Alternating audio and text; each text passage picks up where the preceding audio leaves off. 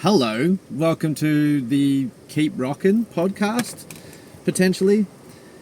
I was just in Coles and came out and just had the thought about the guy that was doing the self-service, and he asks, as you're walking through, are you paying cash or card? And then I just ignored him and walked through and served myself. And then I could hear him in the background continually saying, "You're paying cash or card? You're paying cash or card? You're paying," and that's his one job, is to stand there and say you're paying cash or card. And then I guess once you say what you are doing, whether you're paying cash or card, he will walk you through until the register that's open that you can pay cash or card at. It's interesting that this is a transition. It seems society for the past couple of years has been in this transition to not only self-serve, so we are serving ourselves and being analysed and surveyed by cameras everywhere, taking down our facial tracking and being able to, test if we are stealing things at the same time as serving ourselves.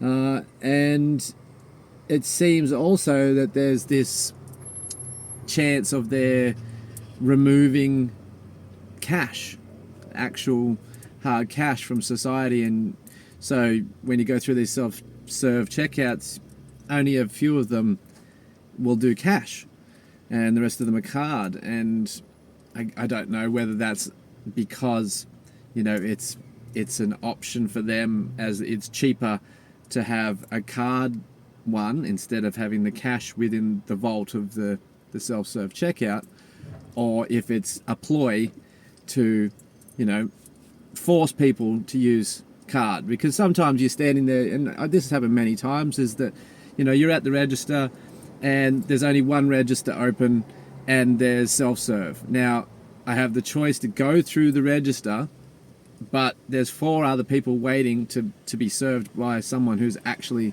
doing the service, or I can go through self-serve. And more often than not, you kind of don't want to be waiting around, so you'll go to the self-serve. So you'll serve yourself. Now, I don't have an issue with, people not working or even potentially jobs being taken. Like if you're going to go to the supermarket and you're going to get your things, I guess it doesn't really matter how you get it. It's not like you need to talk to someone or that someone needs to serve you to get your groceries. But I guess it is strange, because you get used to it your whole life, that this is the communication within your community, that you go to the checkout, you have a bit of a conversation. For some people that might be the only people that they've talked to all day, and that's not the responsibility of the supermarkets to have that. Like I would feel like some people would complain saying, there should be people at the counter, but realistically, I guess it really doesn't matter how you get your groceries. If you're going to pay for your groceries, you're going to pay for them no matter what. I think that leads into the bigger issue, which is that we are so, stuck within this system, and that the only place that we really can get our groceries is from, 2 or 3 supermarkets. And all the little grocers have kind of been washed away over time because of these businesses, and less people grow fruit and vegetables in their backyards. So they do kind of have a monopoly on the food. And then if you go further than that, you look at the shops and what they're selling. What these supermarkets actually sell is pre-packaged food. A lot of the vegetables are covered in herbicides and parasite poisons. And most of the aisles are full of 90% junk food. There's aisles dedicated to fizzy drinks, sugar drinks. There's aisles dedicated to just chips, and there's aisles dedicated to just chocolates, and that takes up most of the store. Even your frozen, pre-packaged foods have all got like preservatives in them and lots of numbers and colorings and fake stuff. It's all packaged to make it look beautiful. You walk in those shops, in those supermarkets, and they're all brightly lit. They've got music to kind of zone you out.